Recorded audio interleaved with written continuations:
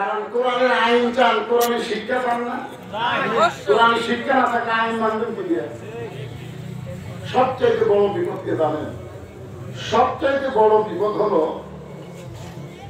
আমাদের ছোট ছোট বাচ্চারা দোয়া দরুদ দিয়ে ভালো হচ্ছে না।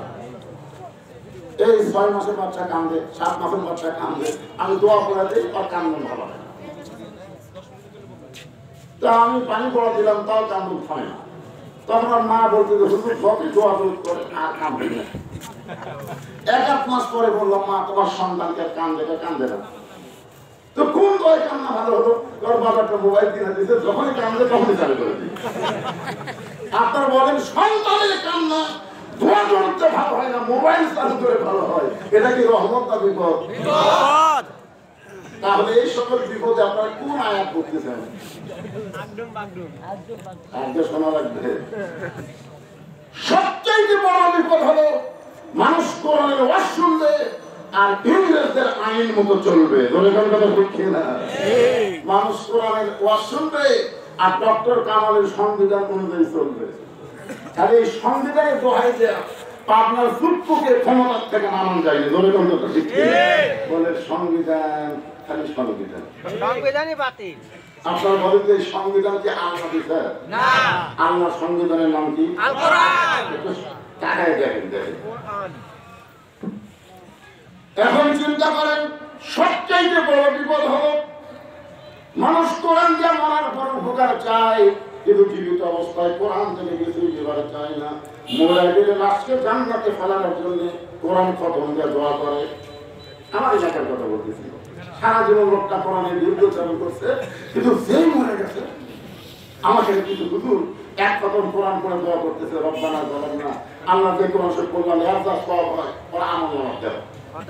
তো ফেরেশতা বলতেছে, আল্লাহ যে লোকটা সারা জীবন কোরআনের বিরুদ্ধাচরণ করলো, কোরআনের হক কথা বললে ওর কইলে আগুন ধরে, আজকে হুজুররা ওর রুহের মাত্রাতে কোরআন খতম দিল, রেজাল্ট কি? আল্লাহ বলতেছেন, وَنُنَزِّلُ مِنَ الْقُرْآنِ مَا هُوَ شِفَاءٌ وَرَحْمَةٌ لِّلْمُؤْمِنِينَ। কোরআন মরা মানুষের কিতাব না, কোরআন হলো জীবিত মানুষের হেদায়েতের খোরাক। গরিবের কথা ঠিক কি না? ছোটবেলাতে আমি শুনছি আমাদের মতন হুজুরদেরকে লক্ষ্য করে সবাই বলতো মোল্লা দৌড় মসজিদ পর্যন্ত। একটা মৌলবি খুব বেশি যাবে মসজিদে যাবে, এই মৌলবির আবার সংসদে জানাজ পাই, এটা আবার উনিকের কলজাত দেখা যাবে। গরিবের কথা ঠিক কি? আপনারা বলেন তো হযরত উমর যখন মদিনার খলিফা ছিলেন, এই বাংলাদেশের মতন ৯৬টা দেশের খলিফা। বাংলাদেশ যে বড়, এরকম বাংলাদেশের মতন কয়টা বাংলাদেশ? ৯৬টা বাংলাদেশের খলিফা হযরত ওমর।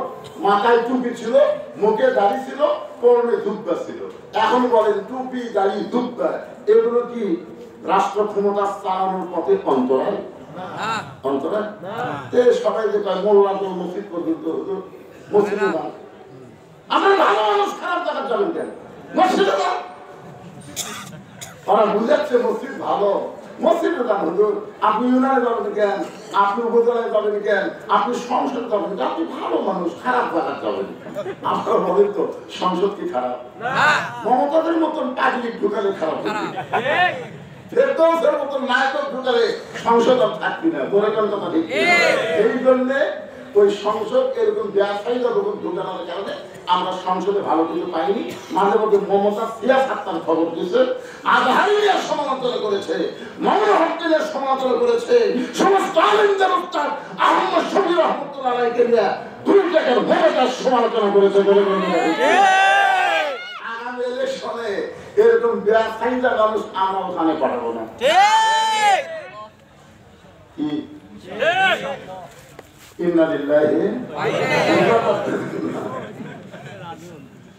একটু মনোযোগ দিয়ে শোনেন, বাংলাদেশের মতন ৯৬টা দেশের খলিফা হযরত ওমর, তার মাথায় টুপি ছিল, মুখে দাড়ি ছিল এবং পরনে লেবাস তাকওয়া ছিল।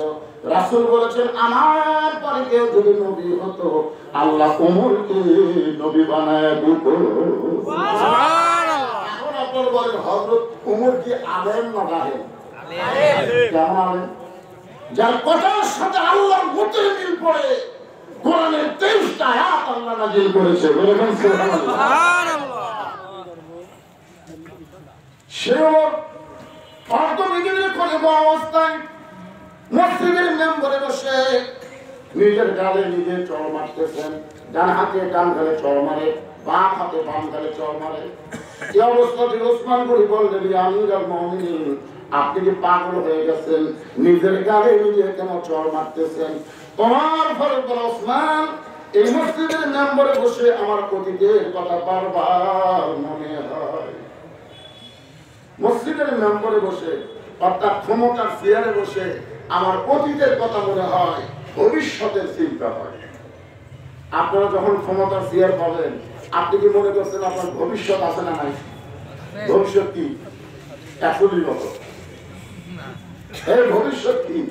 24 সালে এরকম ভবিষ্যৎ হবে, এটা হাসিনা একটা বড় চিন্তা করেনি। অতীতের কথাও চিন্তা করেনি। অতীতে তুমি হাসিনা কি করছা? তোমার বাপ যারা পাকিস্তানে রাজবন্দি হয়ে কি বন্দি? আপনারা বলেন যে যুদ্ধের 9 মাস শেখ মুজিবুর বাংলাদেশ ছিল। আপনার সলমান বুঝবেন কেমন? সে মুরব্বী জানেন ছিল কি কি শান্তি, শান্তি। পাকিস্তানে যারা রাজবন্দি হলো, যা ইচ্ছা তাই খেলো, আর সন্তান বউ এগুলো সব ভারত পাঠানো। শেখ মুজিবুর তো জুয়ান টাকা ফেলেছিল মুক্তিযুদ্ধ হবে, আর 14 গোষ্ঠীর মধ্যে কোন মুক্তিযুদ্ধ কথা বলে বেড়ে বানানো। তাহলে জাতির পিতা কেমন গেল? পাকিস্তান বলে থাকলো দেশ স্বাধীন হলো শহীদ দেওয়ার কারণে, আর ওই বেটা এসে বিমান থেকে জানলি কত গ্লাস আনসা দেয় গণক মারাতে গেল আমাদের জাতির পিতা। আজকে আল্লাহ কোরআনের সাথে আমরা একমত। কোরআনে আল্লাহ একজনের জাতির পিতার নাম পায়, আর আগুনে গলাত মারাতে। এটা কি রহমত না বিপদ? একটু মনোযোগ দিয়ে শুনবেন। মিল্লাতাম আবিকুম ইব্রাহিম ওয়া সাম্মাকুল মুসলিমিন। আমরা 6 আগস্টে বুঝতে পারছি যে আমরা সবাই ইব্রাহিম আলাইহিস সালামের সন্তান। এটা বুঝতে পারছি। কারণ যে হারে মূর্তি ভাঙা শুরু হতো বলে আমাদের বলবেন 7 মাথা 3 মাথা 4 মাথা 5 মাথা হায় মাথা খেলে 12,000 টাকার জন্য শ্রীলঙ্কার মা তার সন্তানকে বিক্রি করেছে। আর ওই হাসিনা তার বাঘের মূর্তি বানাতে বাংলাদেশের রক্ত ধরা 400 কোটি টাকা খরচ করছে। ঘটনা আছে যেগুলো হাতটা ভাঙছে না, দড়িটা গলার দিয়ে ভাঙে না, সেটা আবার তেল দিয়ে বুলডোজারটা ভাঙে না। জনগণ বুঝবার পারছে আসল জাতির পিতাকে, বুঝবার পারছে যে মূর্তি তারা ভাঙে যে সন্তান, তারা জাতির পিতা আর কাউকে মানতে পারে না। এক জমিতে হলেন ইব্রাহিম। বলে বলেন কথা ঠিক না? একটু মনোযোগ দিয়ে শুনবেন। ওসমান গনি বলতেছেন, আমিরুল মুমিনিন, আপনার ভবিষ্যতের খবর আমি জানি, তবে আপনার অতীতের খবর জানি না। ওমর ফারুক ওসমান, আমার ভবিষ্যতের খবর আপনি কেমন জানেন? ওসমান বলে, আল্লাহ রাসূল বলেছেন এই দুনিয়াতে 10 জনকে আল্লাহ জান্নাতের সার্টিফিকেট দিয়েছে, তার মধ্যে আপনি 2 নম্বর। আপনার ভবিষ্যৎ হলো আপনি জান্নাতি। ওমর যে দুনিয়াতে 10 জন দেশকে সার্টিফিকেট পাচ্ছে, তার মধ্যে 5 নম্বর? 1 নম্বর কে?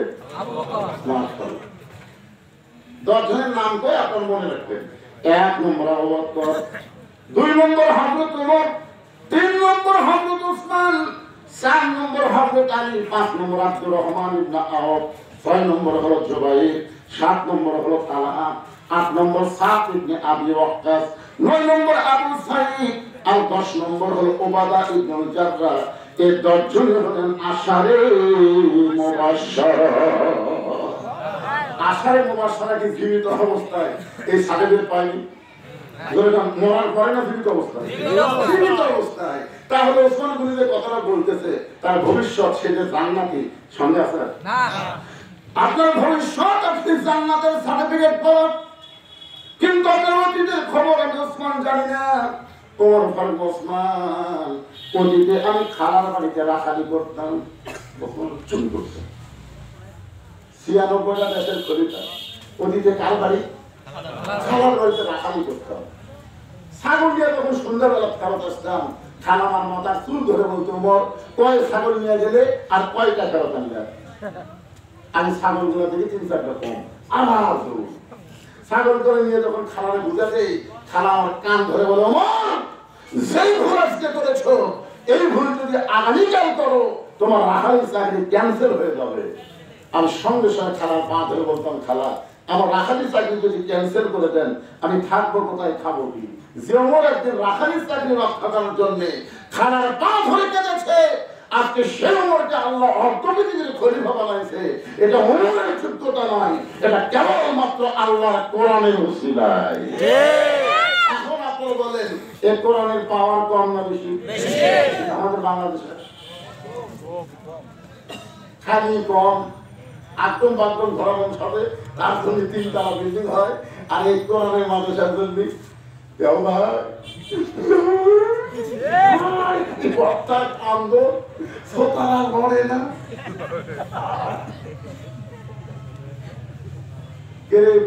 আপন কয় ঘন্টা ধরা হয় না।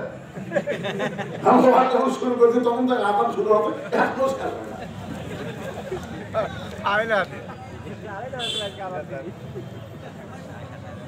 বিরক্ত হচ্ছে। আজকের বিষয় কি? আসাবাতুহুম মুসিবাতুন ক্বালু ইন্না লিল্লাহি ওয়া ইন্না ইলাইহি রাজিউন।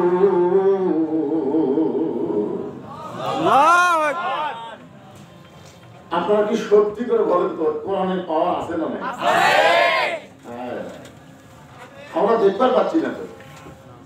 বর্তমান বাংলাদেশে আমরা কোরআনের পাওয়ার দেখতেছি না, বরং যারাই কোরআনের কল করে তাদেরকে নানা রকম নির্যাতন করার কারণে মানুষ মনে করে কোরআনের কোনো শক্তি নেই। শক্তি আছে? আজকে আপনারা একটু দেখেন ইন্ডিয়ান ইংল্যান্ডে কি আপনাদের বুঝা পারছে।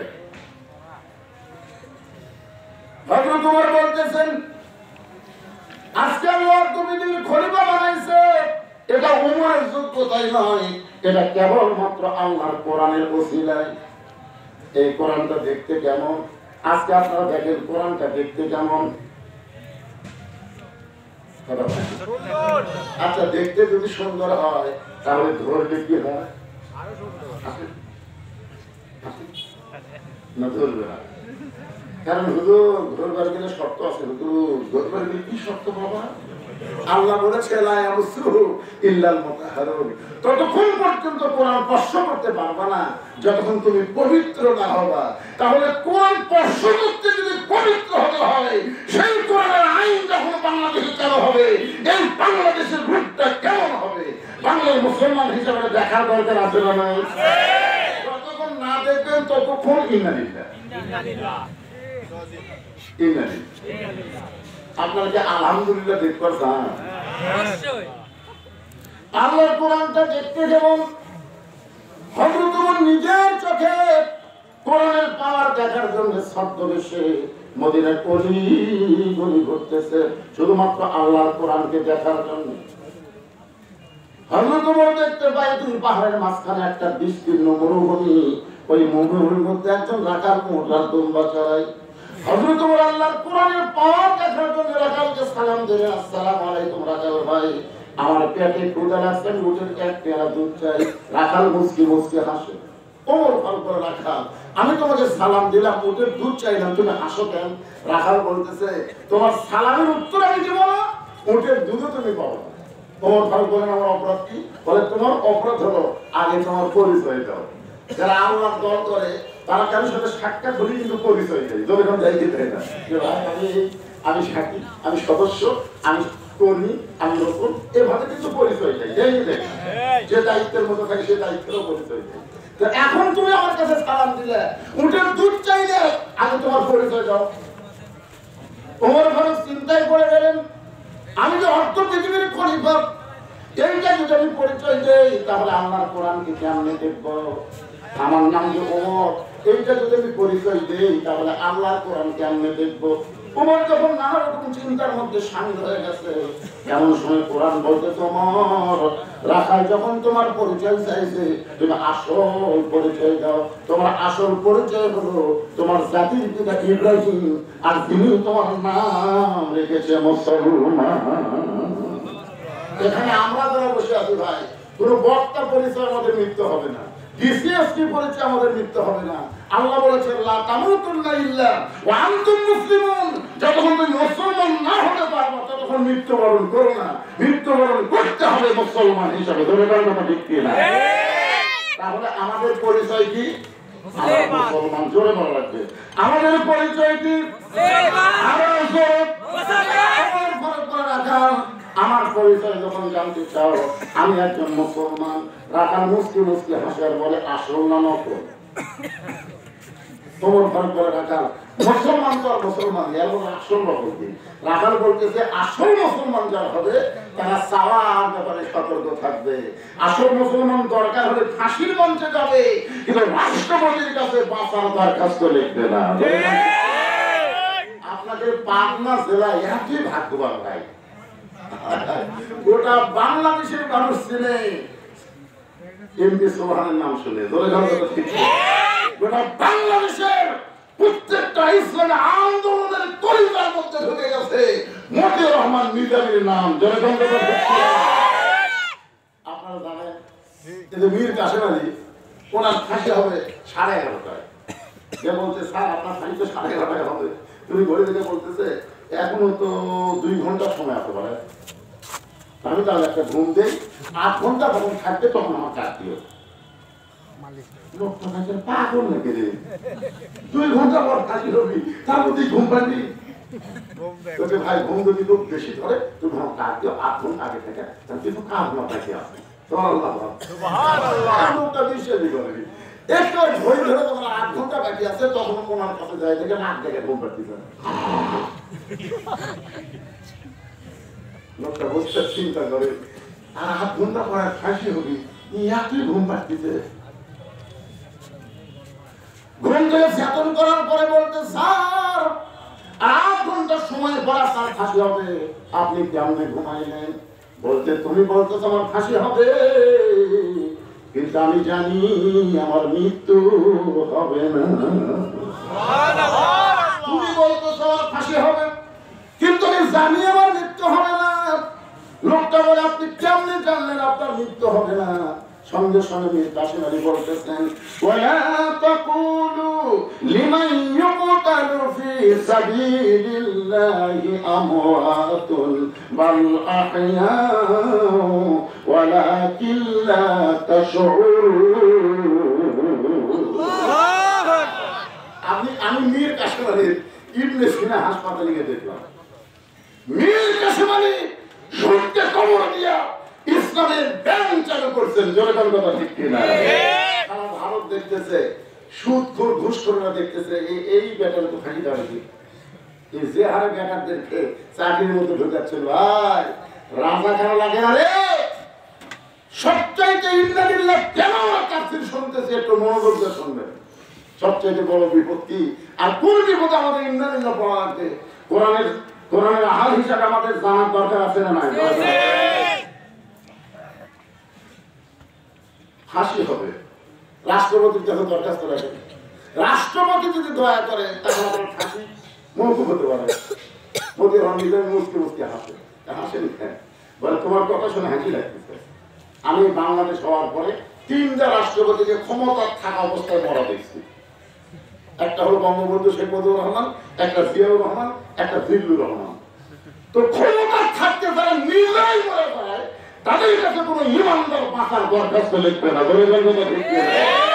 দরখাস্ত লিখতে হবে কার কাছে? যিনি মরবে না, তিনি কে?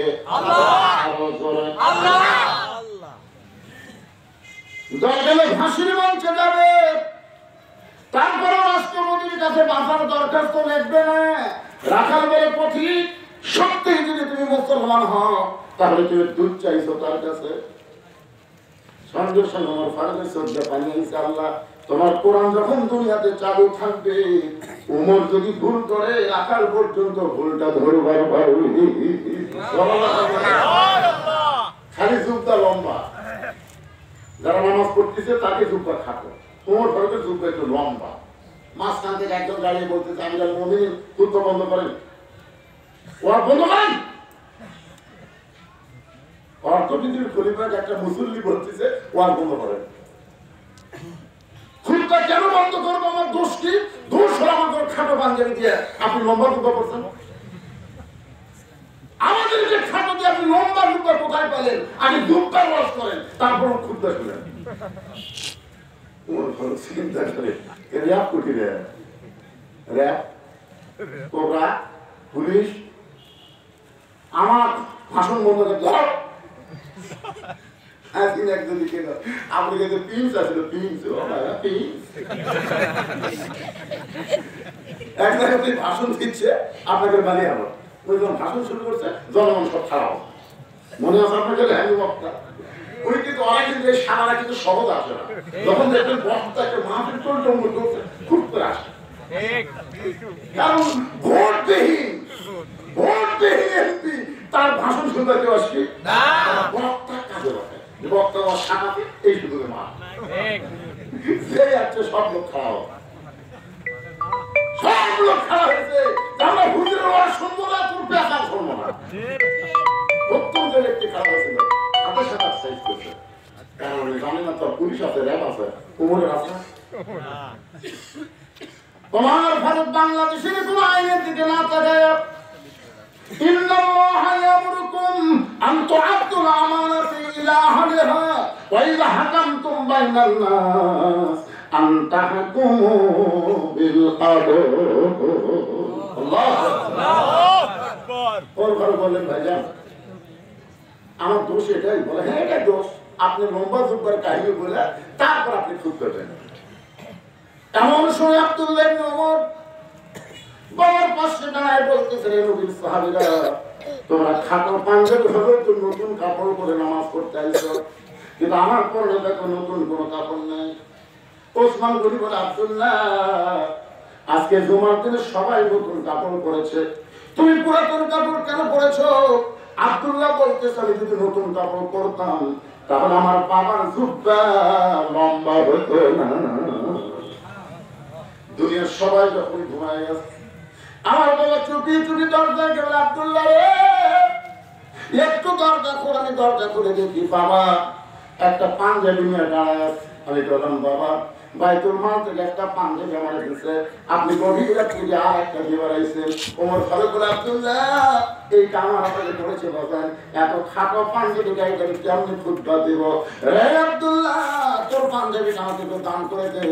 আব্দুল্লাহ বলে, আমার পাঞ্জাবি আমার বাপকে দান করার কারণে বাবার পাঞ্জাবি আমার পাঞ্জাবি একসঙ্গে সেলাই করে বাবা লম্বা জুব্বা করে খুঁজবা দেয়। এখন বড় খুঁজবা শোনা যায় কিনা যায়? সমস্ত সাহাবীরা চিল্লায় বলে, আল্লাহ তোমার কোরআন দিয়ে যখন রাষ্ট্র চলবে, এমন ভালো মানুষকে মুসলমান নেতা হিসাবে দেখতে পাবে। আল্লাহ তো কি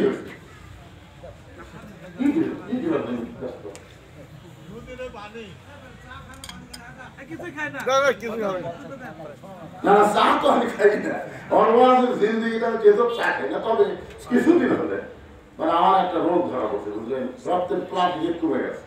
প্লাটলেট কমে যাওয়ার কারণে ওয়াজের শুরুতে একটু গলা খুসখুস করে, আজকে সেই খুসখুস করে প্রতিদিন একটু করে, কিন্তু আজকে করে আর ওই ধান্দা থেকে সমানে নিয়ে আসছিল। আপনার ভালো না, ভালো মানুষগুলো কথা পায় না তো, এই জন্য তো খারাপ গুলা মশান দিচ্ছে তোলে কোন ব্যক্তি এলাকায় জামাই এসে আর শাশুড়ি বলতেছে, গত সপ্তাহে 1 কেজি গোস্ত দিচ্ছে, আজকে 2 কেজি দিয়ে আসে। গোস্ত 650 হিসেবে 1500 টাকা দিয়ে গেছে, 2 কেজি দাম হইতে হবে। তো যাই কষাইটা বলতে 2 কেজি গোস্ত দেয়, কষা 2 কেজি দিচ্ছে, 1500 টাকা দিচ্ছে, এই 100 টাকা খারাপ দিচ্ছে। তো বলতে গত হাটি 1300 দেয় 2 কেজি, আজ যেমন 1400 দেয়। বলে জনগণ কথা পায় না ভাই, কিন্তু ইচ্ছা মতো দাম বাড়া, জনগণ কথা চুপ করে করে নিয়ে পায়, যার 2 কেজি লাগবে দাম বেশি করে 1 কেজি কিনে 50 টাকা। ওই চিন্তা করছে তার কথা তো ভালো লাগবে, আস্তে করে ওই পয়সার কাছে দাম আছে, ওই দামটা হাতত দিয়েছে দিয়া ওই যে গোস্ত কাটা খেটে মাসে আর ঘাড় দাও ধরে বলে এখন কত করে কেজি, আপনি জানি তার মানে হাসিনাকে আমরা কথা বলিনি বলে ইচ্ছা মতো কাম করতে একবার ধরলি মামুর বাড়ি আপনার কথা বললি খোদাই ফুট 10:30 লোক বসে দিয়ে বাড়িতে পাঠাবো, একটা লোক কথা কাম একটু কথা বলার দরকার আছে না নাই?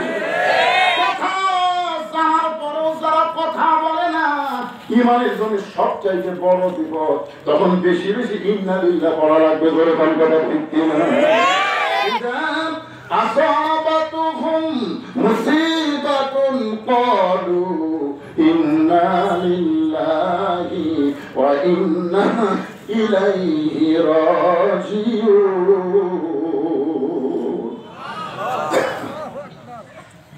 ওমর ফারুক দেখতেছে রাখালের ভিতরে কি আছে, আল্লাহর কোরআন আছে, কথাটা কি আছে? ওমর ফারুক বলতে রাখাল ভাই আসলে যাওয়ার কারণে আমি ভুল করেছি। রাখাল বলতে যে ভুলটা তখন স্বীকার করছো, তাহলে আল্লাহ তোমাকে ফিরে আসার সুযোগ দিছে। যারা আওয়ামী লীগ করতো, যারা আওয়ামী লীগ করতো এবং যারা গোড়া বিএনপি আওয়ামী লীগ ক্ষমতা ছাড়ার সাথে সাথে ঘর বাড়ি সব ভাঙ্গা দখল করছে, আমি তাদেরকে বলি আর না, মানুষের আইন আর মানব না, আমরা সবাই আল্লাহর কোরআনের দিকে ফিরে আসবো। ধরে মানব না, ঠিক না? এই ফিরে আসার নাম হলো তওবা। রাখাল বলতেছে ভুলটা যখন বুঝবার পারছো তা তওবা করো। ও ধর বলে ঠিক আছে আমি তওবা করতেছি। রাখাল বলে তুমি মূর্খ মানুষ, তুমি তওবা কেন করবা? ওমর কয় আমার মধ্যে মূর্খামি কি দেখলে? রাখাল বলতে মিয়া এত রাগ করিস কেন? সালার ব্যাপারে যে সতর্ক হয় না, সে ডক্টর কামাল হলো মূর্খ বলে কথা ঠিক। 18 সালে ডক্টর কামালের নেতৃত্বে একদল নেতা গেছিল সিলেটের সাগর মাদারে। ডক্টর কামালের নেতৃত্ব করা যে মাদারে বলতেছে বাবা বাবা এবার আমরা ঐক্য করে ভোটটা আছে বাবা, তুই আমাদের ফেরেশতাকে আল্লাহ শয়তান কি কর ইয়া কানা বুদো ইয়া কানাস নাই, তোমার দোরাই ধরে তোমার কাছে সাহায্য চাবে আর তোমার ডক্টর বাবার কাছে হাত তুলছে। ওই যতবারই ডক্টর কামাল হয় সার ব্যাপারে যদি সতর্ক না থাকে সবচাইতে বড় মূর্খ ধরে কথা ঠিক। মূর্খ দেখেন বলবেন আমার দয়াল বাবার দরবারেতে কেউ ফিরে না খালি হাতে। এটাই বলা হবে, এটাই যদি একটু সাইজ করে আপনারা বলেন আমার দয়াল আল্লাহর দরবারেতে কেউ ফিরে না খালি হাতে। আল্লাহ আল্লাহ আল্লাহ তোমার ভারতে রাখাল ভাই আসলে আমি মূর্খ, তাহলে তুমি আমাকে তওবা পড়ায় দাও। এবার রাখাল ভাই তোমাকে তওবা পড়াচ্ছেন। যারা মাগরিবের নামাজ না পড়ে আবার শুনতেছেন, এখানে অনেকে আছে আছেন নাই, এবার নামাজ পড়ে কিন্তু আওয়াজ শুনতেছে, আপনার বলেন তো নামাজ না পড়ে আওয়াজ শোনা এটা কি ঠিক? না। তাহলে মাগরিবের নামাজ না পড়ে আওয়াজ শুনতেছেন, আমরা বিশাল পাপ করেছি। এই পাপ থেকে বাঁচার জন্য আমরা সকলে তওবা করব। সকলে পড়েন আস্তাগফিরুল্লাহ আল্লাযী লা ইলাহা ইল্লা হুয়াল হাইয়ুল কাইয়্যুম ওয়া তুবু ইলাইহি লা হাওলা ওয়ালা কুওয়াতা ইল্লা বিল্লাহিল আলিয়্যিল আযীম। তোমার ভালো তওবা করে বলতে সোরাকাল ভাই আল্লাহর হস্তে কোটের এক পেয়ালা দুধ দাও, আল্লাহর হস্তে কার হস্তে? রাখাল মুক্তি হাসে। ওর পরে রাখাল আবার হাসতে তো কেন? বলে হাসার কারণ হলো তওবা করার পরে তুমি আবার মুনাফিকি করলে। তওবা করার পরে তুমি কি করলা? মুনাফিকি করলা। ওর মধ্যে চেহারা রক্তের মতো লাল হয়ে পড়তে রাখাল তওবা করার পরে আমার মধ্যে মুনাফিকি কি দেখলা? রাখাল বলতেছে মা তাকুলু মা লা তাফালু, তোমার কথার সাথে মনে কি নাই? তুমি সত্যি করে বলতো আমি কোটের মালিক। আমি যদি ওটের মালিক হইতাম তুমি আমাকে রাখাল বললা কেন? আর যখন তুমি আমাকে রাখাল রাখাল বলতেছো তোমার মন বলতেছো আমি ওটের মালিক না। আর মালিক বাদ দিয়ে যদি রাখালের কাছে আল্লাহ হস্তেও চায় রাখাল দিবার পারবে না।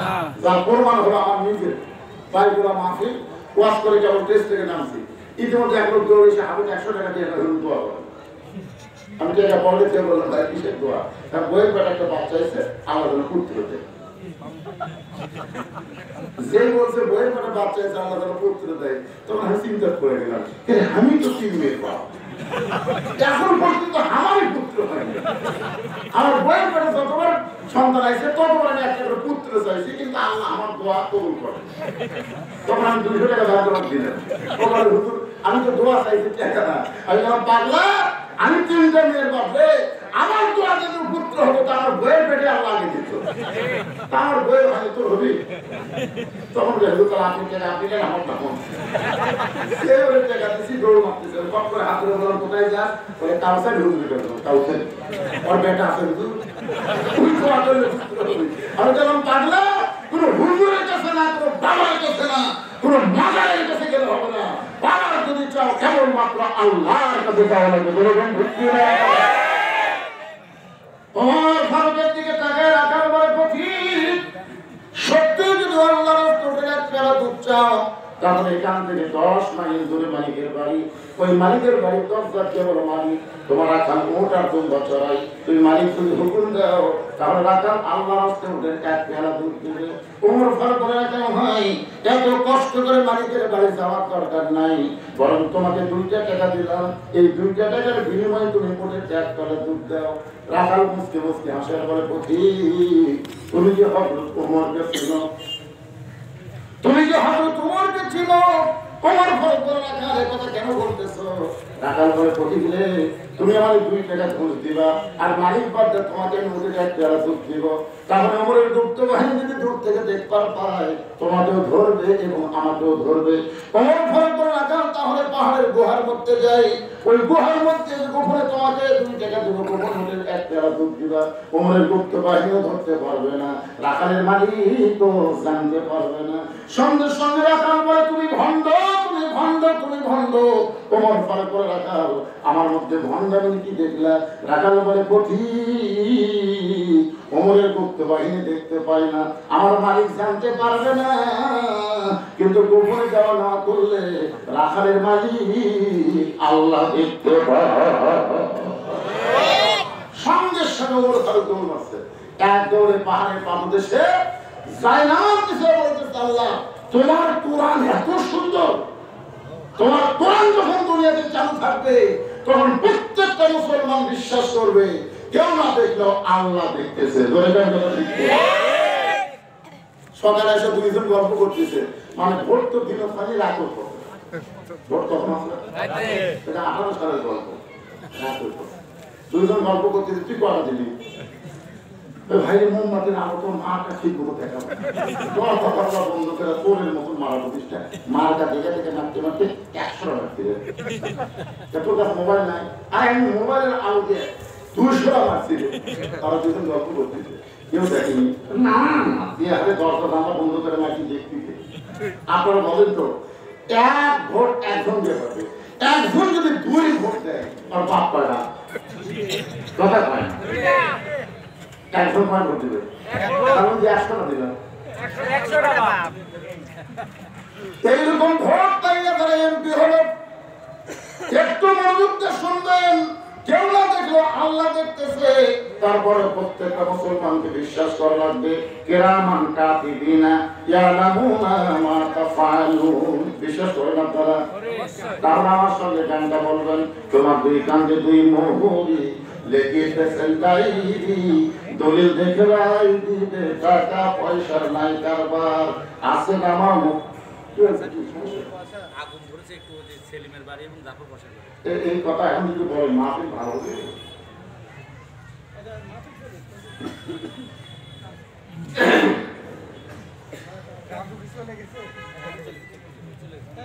অসুবিধা নেই, সব কিছু ফয়সালা কাছ থেকে নিজে কিছু করবে রেখে দিব ইনশাআল্লাহ। আল্লাহ যে বিপদের কথা শুনলাম, বিপদ থেকে হেফাজত করো, একটু মনোযোগ দিয়ে শুনবেন।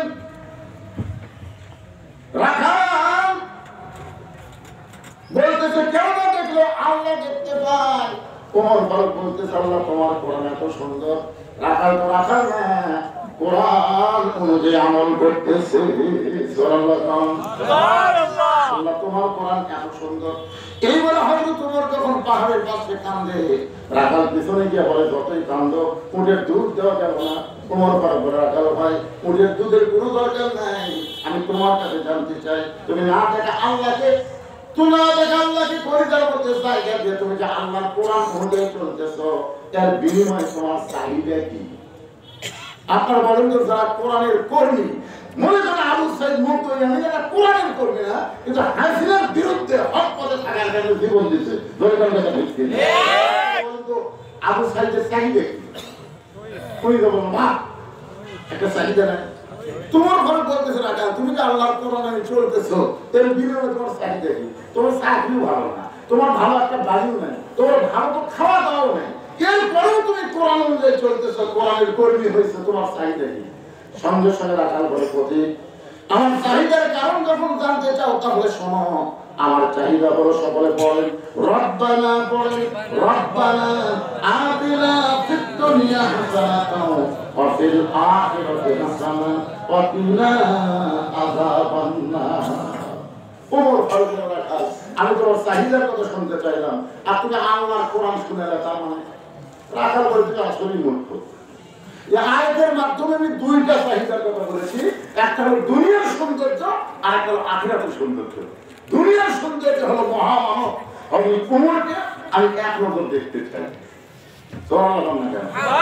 মহামানব আমি কুমোরকে এক নজর দেখতে চাই, এটাই হলো আমার দুনিয়ার চাহিদা। কারণ সেও আল্লাহ কোরআন দিয়ে রাস্তা চালানোর কারণে আমার মতো রাখাল না দেখে আল্লাহকে গরিবের মধ্যে জায়গা দিতে পারছি, সে হযরত উমরকে যদি একটা বার দেখতে পাইতাম আমার দুনিয়ার চাহিদা আল্লাহ পুরো করতো।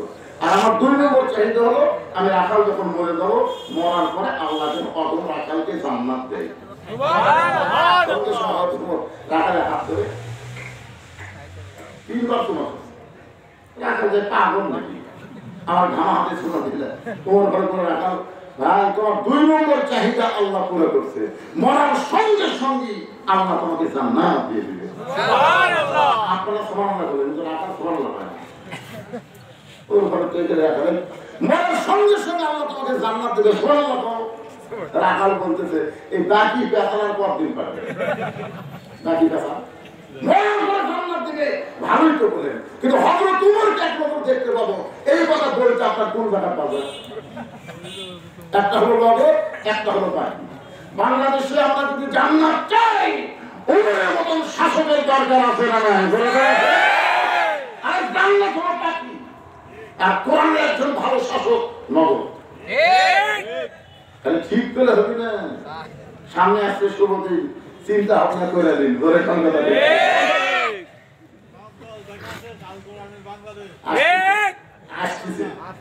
সময় মতো বার হবে। রাখাল বলতেছে মহামানব উমরকে যদি এক নজর দেখতে পাইতাম তাহলে আল্লাহ দুনিয়ার চাহিদা আমার পুরো করতো। উমর ফারুক চিন্তায় পড়ে গেল, যে রাখাল আমাকে তওবা পড়াচ্ছে, যে রাখাল আমাকে মুনাফিক কইছে, যে রাখাল আমাকে ভণ্ড কইছে, এখন যদি বলি আমি উমর, বলা সারা রাখাল হাত ফেল করে মরাবো সারা। ইলা সাবিলি রাব্বিকা বিল হিকমা। ওমর ফারুক বললেন রাখাল সত্যি যদি ওমরকে তুমি দেখতে চাও তাহলে ফজরের নামাজ তোমাদের সামনে কাতারে আদায় করা লাগবে। সামনে যদি ফজরের নামাজ আদায় করো, মেহরাবের মধ্যে যে মানুষটাকে দেখবা ইমামতি করতেছে, ওই মানুষটি হলেন হযরত ওমর।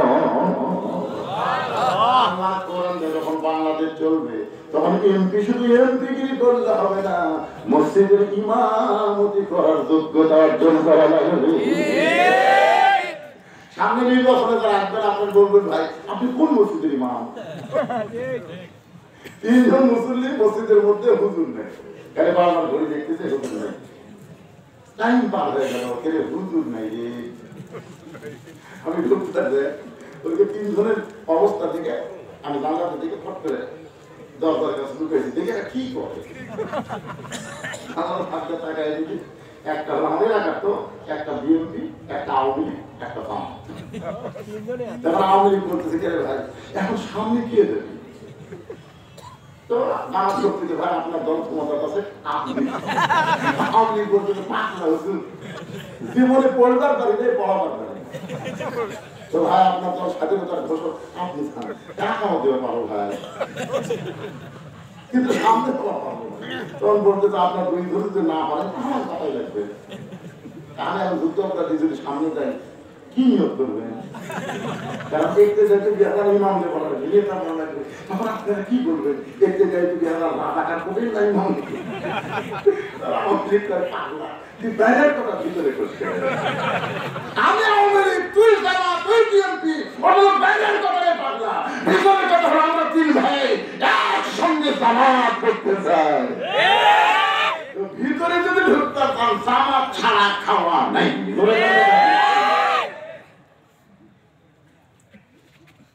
জামাত করা লাগবে না একসঙ্গে একটু মনোযোগের সঙ্গে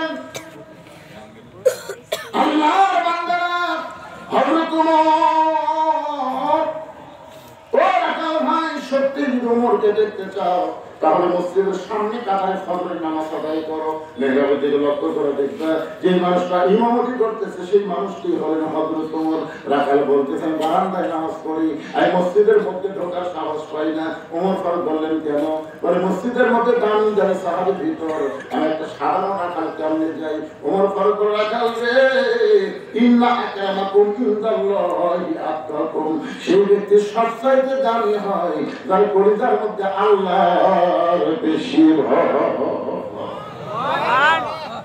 ভিতরে জানি আর তুমি কম জানি এটা তোমার কে বুঝাইছে ওমরকে যদি দেখতে চাও তাহলে ফজরের নামাজ সামনে কাতারে পড়া লাগবে এখন কি তো রাখাল বলতে চান দেশের নামাজ পড়ার বাড়ি যাচ্ছি না ওমর বলেন কেন বলে এসব পড়ে গাড়ি গেলে ফজর সামনে কেমন ওমর বলতে দেখে রাখাল ভাই এসব পড়ে যদি গাড়ি না যাও তুমি তখন ফজর ধরবার চাও আর যদি তোমার ফজর ঘুম ধরে ঘুম ধরলে মসজিদের মধ্যে ঘুমায় বলতেছে রাখা মসজিদের মধ্যে ঘুমানো একটা দলিল দাও এতক্ষণ তো কোরআন থেকে দুই ভাইয়ের গল্প হচ্ছে মসজিদের মধ্যে ঘুমানোর একটা দলিল দাও তো কি দলিল খারাপ লাগবে না জোহরনাথ পড়া সবাই চলে গেছে আর 3-4 ঘন্টা গল্প করতেছে 1 ঘন্টা হয় গল্প ছাড়ে না তো তুই তাহলে তুই ফেরস্তা বলতে চাল না সাইডা তো গিয়ে তো সালাত ও খানতা শুরু করলাম নামাজ হয়ে গেলে জমিনে বার হওয়া লাগবে আর 3-4 ঘন্টা গল্প করতেছে 1 ঘন্টা হয়ে গেল এতে রেজাল্ট কি আল্লাহ বলতেছে রেজাল্ট হলো এদের মাথার উপর যে ফ্যান ঘুরেছে এই 3 জন ওই 1 ঘন্টা ফ্যানের কারেন্টের বিল যতক্ষণ না দিবে ততক্ষণ জান্নাতে যাওয়া পারবে না কারণ মসজিদের পাশেই থাকে না ইচ্ছা মতো ফ্যান ঘুরে ঘুরে কথা দেখতে না লাখ টাকা মসজিদ ঘুম পাচ্ছে কি রে একটু মনোযোগটা শুনে আমার ফারুক বলে রাখাল আযানের গুরুত্ব দিয়ে 5 ওয়াক্ত নামাজের ভিতরে সবচেয়ে গুরুত্বপূর্ণ আযান হলো ফজরের আযান করে বলেন কোন আযান ফজরের আযান এতদিন রাখা নামাজ পড়তে পারেন নাই কিন্তু আজকে নামাজ পড়বে সামনে কাতারে যেই মাত্র মুয়াজ্জিন আযান দিয়েছে সঙ্গে সঙ্গে মসজিদকে লক্ষ্য করে দৌড় ফাসাউ ইলা যিকরিল্লাহ হাঁটানো দৌড়ানো নামাজ খানি বারান্দায় গিয়ে বলতেছে ও বারান্দা আজকে ওমরকে দেখার জন্য আমাকে সামনে কাতারে যাওয়া লাগবে তুই খবরদার মন খারাপ করিস না এতদিন রাখার নামাজ পড়ছে বারান্দায় আসতে পড়বে সামনে কাতারে এখন মসজিদের মধ্যে ঢুকবার গেলে ইচ্ছা মতো ঢুকলে হবে না ডান পায়ে ঢোকা লাগবে বামপন্থী দল করার পরে তারাও যদি নামাজ পড়ে কোন পায়ে কোন পায়ে আর যখন বের হবে তখন কোন পায়ে কেন বলেন তো ডান কেন বাম বুঝতে হবে মসজিদ আল্লাহর আইন হলো ডানপন্থী আর দুনিয়াতে বাম পা দিলাম দুনিয়া হলো বামপন্থী এখন যারা আল্লাহর আইন ডানপন্থীকে না মানবে আমল নামা হাসরে ডান হাতে পাবে না কাঁদতে কাঁদতে জাহান্নামে যাওয়া লাগবে আর যারা দুনিয়ার বামপন্থী রাজনীতি করবে আমল নামা বাম হাতে করলে কোনোদিন জান্নাতে যাওয়ার পারবে না ডানপন্থী যাবে জান্নাতে বামপন্থী যাবে জাহান্নামে বলে গান বাবা ঢুকতে দোয়া পড়ে রাখা সামনে যাওয়ার চাই সামনে কাতারে যাওয়ার জন্য রাখাল যখন পা বাড়ায় প্রত্যেকটা সাহাবী নড়ে সরে রাখালকে যাওয়ার রাস্তা করে দেয় রাখাল সামনে যাওয়ার চিন্তা করে এতদিন বারান্দায় টাকা কি ভাবলাম আজকে ভিতরে ঢুকে কি দেখলাম এতদিন মনে করেছিলাম নবীর সাহাবী দামি কিন্তু আজকে ভিতরে ঢুকে দেখতেছি আমিও কেরাও তাই আপনার বলেন তো ভিতরে না ঢুকলে বোঝা যাবে যাবে সামনে কাতারে একটা মুসল্লি লাগবে এসপি খাড়া হয়ে আছে কিন্তু একটা মুসল্লি না হলে কাতার করে হচ্ছে না এসপি তাকায় দেখে দরজা চকিদার খাড়া আছে এসপি দেখতে পারেন চকিদারকে না আপনি এসপি আমি চকিদার এসপি দেখে পাগলা তুই চকিদার আমি এসপি ওটা বাইরের কথা পাগলা ভিতরের কথা গেলে চকিদার ভয় ভয় ঢুকছে এসপি কাতার ছাড়ে যাওয়া হাত ধরে সব গাড়িতে আসছে সঙ্গে চকিদার বলে স্যার আপনি বিদেশি দুটো পাম্প দেন তেলতলা গোড়া আমি খালি বাড়ি দৌড়াই স্যার আমার গোড়া ফাঁকা যদি কোনো সময় গোড়া লাগাবার গেলে একটা কষ্ট লাগে কারণ ফাঁকা পাও বিলেটের মতন ধার বলে এখন স্বামী স্ত্রী অশ্বাস হন্যা নির্বাচন রাখুন ও আন্তর নির্বাচন রাখুন না স্বামী হলো বিবির পোশাক বিবি হলো স্বামীর পোশাক এখন একই কম্বলের মধ্যে ফাঁকা পাও আর তেলতলা পাও সব ঘুমের ফুটে স্বামীর ফাটা মা বলে পাওয়া থাকছে ও উঠে পড়তে কম্বল আর একটা কিলো মহল্লা মাফ করে দিল এই জন্য আমি মা বন্ধুর বলবো স্বামীর যদি পাও ফেটে যায় ভ্যাসলিন দিয়ে সেই পাও তেলতলা করা দরকার আমার মায়ের যারা ওয়াজ শুনতেছেন চিন্তা করে হুজুর আমাদের কি কোনো ওয়াজ করবেন না আপনাদের ওয়াজ আসতেছে না ইজা আসাবাতুহুম মুসিবাতুন ক্বালু সকলে পড়েন ইন্না লিল্লাহি ওয়া ইন্না ইলাইহি রাজিউন রাখালে যে সামনে কাতারে গেছে ফজরের ফরজ অনেক দূরে একটা সুন্নত আছে না আছে রাখা দূরে একটা সুন্নত পড়ে চুপটি করে বসে আছে এমন সময় একজন সাহাবী মসজিদের মধ্যে ঢুকে দেখে জায়গা দখল যে সাহাবী মনে মনে ভাবতেছে জায়গা দখল এই সাহাবীর নাম ওসমান গনি এরা আমার জায়গাতে বসে আছে আপনার বলেন তো ইমানের জায়গা ছাড়া মসজিদে অন্য কারো জায়গা নির্দিষ্ট আছে না তাহলে ওসমান গনি কেন বলতেছে যে আমার জায়গাতে বসে আছে এটা আল্লাহ রাসূল বলেছেন আমি যখন ইমাম হব আমি বরাবর যিনি পিছনে দাঁড়াবে তার নাম আবু বকর আবু বকর যখন ইমাম হবে আবু বকর বরাবর পিছনে দাঁড়াবে ওমর ওমর যখন ইমাম হবে ওমর বরাবর পিছনে থাকবে ওসমান ওসমান যখন ইমাম হবে ওসমান বরাবর পিছনে থাকবে আলী আলী যখন ইমাম হবে আলী বরাবর পিছনে নবীর নাম করে সাহাবা বলেন হুজুর হযরত আলী যখন ইমাম হবে আলী বরাবর পিছনে কে দাঁড়াবে রাসূল বলেন মা ইয়ান্তিকু আনিল হাওয়া ইন হুয়া ইল্লা মা ইউহা আমি রাসূল ততক্ষণ বলতে পারি না যতক্ষণ আল্লাহ না বলায় আলী পর্যন্ত বলার হুকুম পেয়েছি আলী পর্যন্ত হলো খলাফায়ে রাশিদিন এখন হযরত ওমর যখন ইমামতি করবে ওমর বরাবর পিছনে তিনি দাঁড়াবে তার নাম ওসমান কিন্তু আশা দেখে একজন জায়গা দখল আল্লাহ নবী বলেছেন আমার যত সাহাবী দুনিয়াতে সবচেয়ে নরম পরিবার সাহাবী হলো দুইজন একটা হলো আবু বকর আর একটা হলো ওসমান আর দিকে রাখালের পাশে একটা ফাঁকা জায়গা আছে ওই ফাঁকা জায়গার মধ্যে দুই রেখা সুন্দর পড়ে রাখালের দিকে তাক আছে যে কোনোদিন দেখিনি আজকে আমার বাড়ি কে বসে আছে কিতাবের মধ্যে আছে 3 বার বলে কোন কয়বার একবার আরেকবার যেই টাকা সে রাখ কি তোমার যেই টাকা সে রাখা যায় বারবার তুই কি দেখিস না দেখবেন মূর্খ মানুষের দিকে যদি বারবার টাকা নেই যদি ভেবে দেবে ওসমান গনি ভয়ে লাভ কিছুই করিনি ভাই 3 বার টাকা দি তুই এত গরম তোর পরিচয় কি আমার পরিচয় আমি রাখাল সে বলছে রাখাল ওসমান গনি মুসকে মুসকে হাসতেছে মুসকে মুসকে হাসার কারণ হলো রাখাল যারা হবে তাদের ভাষা নরম হলে হবে না রাখালের ভাষা গরম হওয়া লাগবে আল্লাহ রাসূল বলেছেন প্রত্যেক অভিভাবককে আল্লাহ রাখালের দায়িত্ব দিয়া দুনিয়াতে প্রেরণ করেছে প্রত্যেকটা অভিভাবককে রাখালের দায়িত্ব দিয়েছেন এখন হয়তো আপনার বলবেন হুজুর আমার তো গরু ছাগল না কুটুম্বা নাই আমি কার রাখালি করবো আপনি চোখ বন্ধ করে দেখেন আছে 42 বছর একটা গাড়ি আছে 42 এই গাড়িটা হলো আপনার বউ আমি খুশি হয়েছি ডক্টর ইউনুসের উপরে যে ভারতের চ্যানেলগুলো আমাদের তো বন্ধ আছে এই শালা মেয়া করো এত আসলাম ভাই আত্মসাক্ষী বাংলা টাকা মাত্রাই না হুজুরদের ওয়াজ দিয়ে কোনো কাম হবে না আইন যা কাম করা লাগবে ধরে করে কথা বলছে আমার নাম বাবাজি আসলে সমস্যা কি জানেন আমি এখানে দাওয়াত নেইনি আমার পক্ষে আমার হুজুর দিয়েছে মাগরিব থেকে এসা আমি নিয়োগ করছিলাম মাগরিবের পরে উঠবো 7টা 7:30 পর্যন্ত ওয়াজ করে আর একটা টিপ মাঠ লাগবে বুড়া মানুষ এইবারে 5ই আগস্টের পরে যা টিপ হবে তারা 10 বছর ওয়াজ করেন তারাও চান্স দিচ্ছে অনুমতি থাকতেছে কারণ মাইকটা একটু মারো বলে কি বিপদ ভাই এই গলি খালি তত্তর করে চলতেছে কি কষ্ট পাচ্ছেন মনে হয়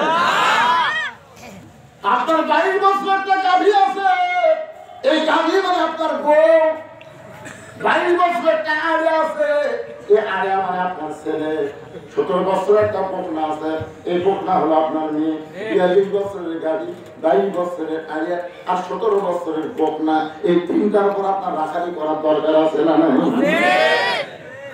আপনার বউ আপনি যে মসজিদে যখন নামাজ পড়বেন বাড়িতে যায় আপনার বউ যখন আপনাকে খাবার দেবে প্রথম প্রশ্ন আপনার করা লাগবে আমি তো মসজিদে গিয়ে জামাতে নামাজ পড়লাম তুমি কি নামাজ পড়ছো বলতে পারে কাজ কামের খেলায় গোসলই করে নি তুই কেন নামাজ হইয়া আমি নামাজের সঙ্গে ভাত দেশ কেন গোসল করে নামাজ পড়বো তারপর ভাত এবার রাখালি করার দরকার ছিল আপনার বউ যদি একটু ব্যবসায় যায় বাড়ির থেকে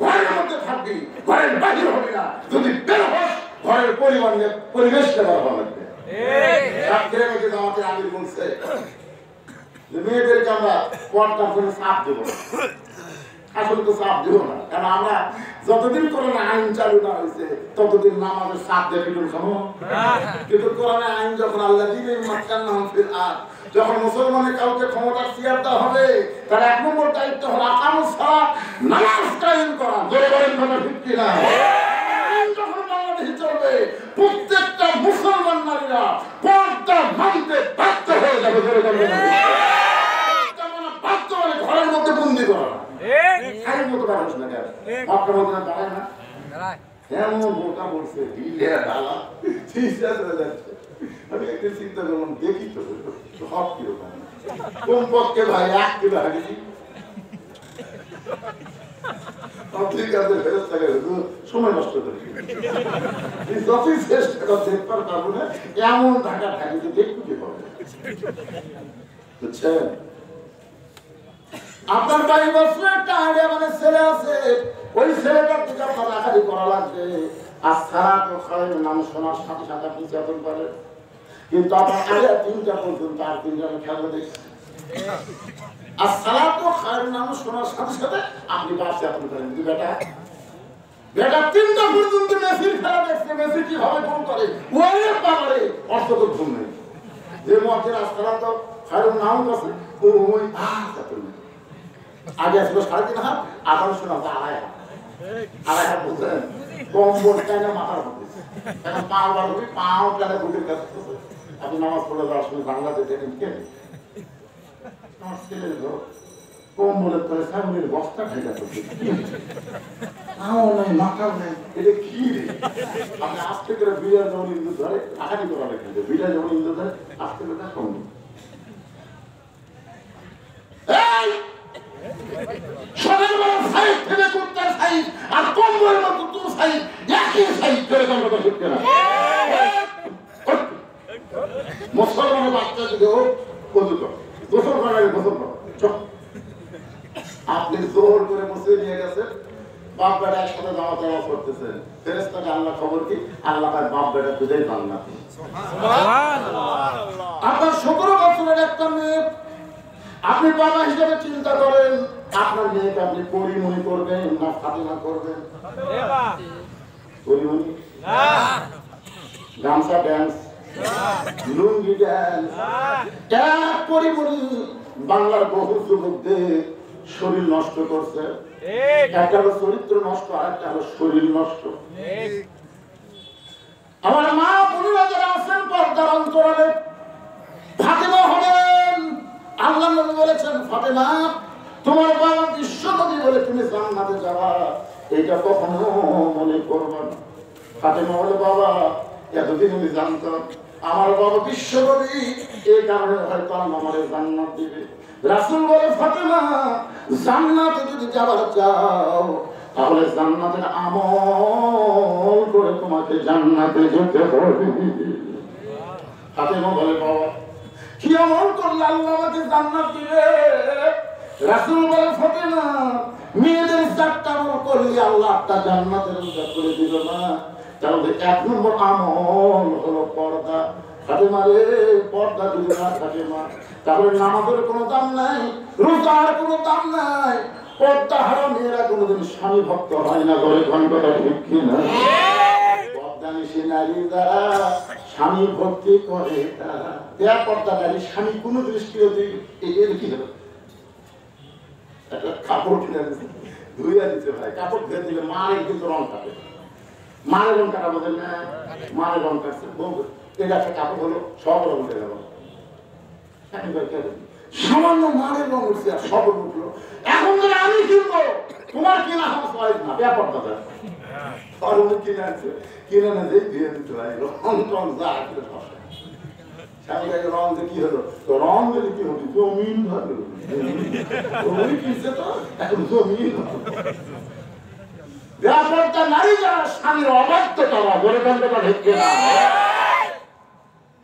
কেমন পর্দা নিশি ফাতেমা গভীর রাত্রে স্বামী আলীর বুকে মাথা ঢুকায় কাঁদতেছে, বলে স্বামী গো আল্লাহ তাআলা আমার মৃত্যুটা পর্দার মধ্যে কবুল করেছে, আজকে গভীর রাত্রে আমার মৃত্যু হবে। সঙ্গে সঙ্গে আলী কান্দার বলে ফাতেমা আজকে গভীর রাত্রে তোমার মৃত্যু হবে। আলী বলে ফাতেমা বলে কাঁদবেন না, কারণ দুনিয়া থাকার জায়গা না, আসলে যাইতে হবে। আমি চলে যাওয়ার পর আমার 3টা চাওয়া আপনি পুরা করবেন। 1 নম্বর চাওয়া হলো রাতের অন্ধকার আমাকে কবর দিবেন।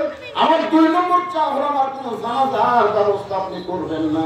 আমার 3 নম্বর চাওয়া হলো আমার লাশটা কিন্তু খাটনিতে তুলবেন না, আপনি টানতে করে ওই জান্নাতুল বাকির পূর্ব কোণায় সবুজ রঙের একটা বাতি জ্বলতেছে, ওই বাতি বরাবর আমাকে দাফন করে দেবেন। হযরত আলীর বোন আবু যার গিফারি কবর খুঁড়তেছিল, একসময় কবরের শব্দ পাড়ায় গেল। আলী ফাতেমাকে দাফন করার পর আল্লাহকে বলতেছে আল্লাহ তোমার নবীর কলিজার টুকরা ফাতেমা যার কোনো জানাজা হলো না, আমি স্বামী হইয়া দাফন করে তোমার কাছে কান্দি, এই ফাতেমাকে তুমি কবুল করে নাও। এ দোয়া করার পরে তাকায় দেখে সামনে কয়েকটা পুরাতন কবর দেখা যায়। এই মাত্র ফাতেমার কবর দিচ্ছে, সেই নতুন কবর আর দেখতে পাই না। গোটা জান্নাতুল বাকি হযরত আলী দৌড়ায় বলে আল্লাহ আমার ফাতেমার কবর কোন জায়গায়? এখন কবর দিলাম, সেই নতুন কবর কোথায় গেছে? আল্লাহ ডাকতে আলী রে ফাতেমা হলো পর্দা নিশি, আমি আল্লাহ জোহরা ডিগ্রি দিয়া ফাতেমার কবরটাকে কিয়ামত পর্যন্ত পর্দা করে দিয়েছি। 1 নম্বর আমল হলো পর্দা। এই পর্দার মধ্যে আপনারা থাকবেন। বাড়ির বাইরে যদি যান বোরকা পরে যাবেন, বোরকার রং কালো হবে, ঢিলা ঢালা বোরকা পরবেন। পরপুরুষ চাইলেও যেন আপনাদের দেখতে না পারে। আপনার মেয়েটাকে আপনি পরিবলি না বানায় ফাতেমা বানাবেন, ছেলে বানাবেন শাকিব খান না বানাইয়া সাকিব আল হাসান বানাবেন, নাজমুস সাকিব বানাবেন। তোরে কোন কথা ঠিক কিনা? নাজমুস সাকিব বানাবেন, ওটাকে আপনি পর্দার মধ্যে রাখবেন। হযরত ওই রাখালের কথা শুনে হযরত ওসমান গনি মুস্কি মুস্কি হাসতেছে। মুস্কি মুস্কি হাসার কারণ হলো রাখাল যারা হবে তার ভাষা কি হবে? গরম হবে। গরম কি হবে? আস্তে করে বসে বলতে তো ভাই যাবে, ঠিক আছে আমি কিন্তু মনে করি, কিন্তু তোমাকে সামনে দেখতেছি, কোনোদিন যে দেখিনি ভাই, একদিন প্রথম। কারণ কি? রাখাল বলতে কারণ হলো দেখার জন্য আছি, বারান্দা থেকে দেখে না, বারান্দা থেকে দেখা যায় না, এবার সামনে কাতারে দেখার জন্য আছি। আজকে দেখা হলে চলে যাবো, এত ভিড় ঠেলা আমার কি দরকার ভাই, এই কষ্টটার সামনে আসে। ওসমান গনি বলতেছে আজকে আপনি দেখা হবে, এই গ্যারান্টি আছে? ভালো গ্যারান্টি নেই আমার। ওসমান কয় ভাই কয়েক বছর হলে সামনে কাতার নামাজ পড়তেছি, এখন পর্যন্ত আমার দেখা থাকতে পারেনি, আর আপনি আজকেই দেখবেন। ওসমান গনি চমকে উঠছে, কারণ ওসমান গনি তাকে দেখার জন্য সামনে কাতারে আসে, তিনি হলেন আল্লাহ, তিনিকে আর রাখাল তাকে দেখতে আসছে, তিনি হলেন আল্লাহ, তিনি হলেন ওমর আল্লাহ। রাখাল বলতেন তাহলে আপনি একটা কাম করেন, আপনার চোখের পাওয়ার খারাপ করে আপনি দেখতে আসে, দেখতে পারেন না, আপনি আমার হাত ধরেন, আপনি আমার হাত ধরেন, আমি নিজেও দেখবেন, আপনাকেও দেখাই দেব। ওসমান গনি সঙ্গে সঙ্গে রাখালের হাতটা ধরে কোরআন থেকে পড়তেছেন, ইয়া আইয়ুহাল্লাযীনা আমানু তাকুল্লাহা ওয়া কুনু মা'আস সাদিকিন। কি বুঝলেন? আয়াতের অর্থ বুঝলেন? ইমানদারেরা আল্লাহর ভয় যদি কলিজার মধ্যে রাখতে চাও, সত্যবাদীদের তোমরা সাথে হও। আপনার বলেন তো, যারা মানুষের তৈরি রাজনীতিতে ভাষণ দেয় তারা সত্যি কথা বলে, না আল্লাহর কোরআনের রাজনীতিতে ভাষণ দেয় কারা সত্যি কথা বলেন? আল্লাহর কোরআন দিয়ে যারা কথা বলে। দেখবেন কোরআনের কথা বলার পরে সবাই কি বলে? সাদাকাল্লাহু আযীম। সাদাকাল্লাহ মানে কি? আল্লাহর কথার থেকে সত্যি কোনো কথা আছে না। সারা মানুষের রাজনীতিতে সেই ভাষণ মারতেছে, এ করবো সে করবো, কিচ্ছু করে পারবো না। কারণ বাংলাদেশে বিএনপি জামাত বহু বছর হলে বহু কিছু করলো, হাসিনা কিছুই করে কিন্তু ভাই এই 5 আগস্ট বললেন, আমি দুপুরে মোবাইল দেখলাম, ফেসবুক তো চলে না, ওই সারা পলক ইন্টারনেট ওটা ডিজিটালের মাধ্যমে মাঝে মাঝে দেখা যায়, কিন্তু 12টার সময় দেখলাম ওই শহীদ মিনারে 15-20 জন ছেলে পেলে কেমন করতেছে, আর তার এখানে পুলিশ আগে খালি রাস্তা দখল করে খাওয়ায়। আমি বললাম আল্লাহ, আজকে যদি হাসিনা জিতে কালকে আমার আর বাড়ির থাকা লাগবে। জোহরের নামাজ পড়লাম, জোহরের সময় হয়নি, 12টার সময় মসজিদে গেছি, মসজিদ যায় করে এদিনকে রাত করলাম, সবাই কাজ করলাম, পড়ার পরে আজান দিলাম, নিজেই মত থেকে আজান দিলাম, চলতে বাড়ি মরতেছি, ছেলে গেল ঢাকা মাছ ফেল করে শেষ। জোহর নামাজ পড়ে আমি ধীরে ধীরে আসতেছি, আমার বউ বলতে কেন ভাত খাবেন না, ভাত খাওয়া করবো। বিশ্বাস করেন 2টার সময় যেই মোবাইল খুলছি কুঠিয়ে আসলো, চারিদিক থেকে পঙ্গপালের মতন আবাবিল তারমীহিম বিহিজারাতিন মিন সিজিল। তখন আমি বুঝলাম ইজা জাআ নাসরুল্লাহি ওয়াল ফাত, এই বিজয় কোনো মানুষের বিজয় না, এই বিজয় হচ্ছে আল্লাহর সাহায্য করে দেন। কথা ঠিক কি বুঝতেছেন? আল্লাহ সাহায্য করে যে বিজয় আমাদের দিল। আর ইউনুস নবীর নামে একজন মানুষের সামনে বসানো যায়, এখন আমার 2 নামই দিচ্ছে, আমাকে নবীর নামও দিচ্ছে, ইউনুস নবীর নামও দিচ্ছে। সেদিন শুনলাম এখন খবরে বলতেছে ডক্টর মোহাম্মদ ইউনুস, তার মানে আমাকে নবীও আছে ইউনুসও আছে। নবীর সরকার কি জানো আছে, ইউনুস বলতেছে বেশি টাকার ফলে তোকে 7 সিস্টার ভাইয়া দেবো।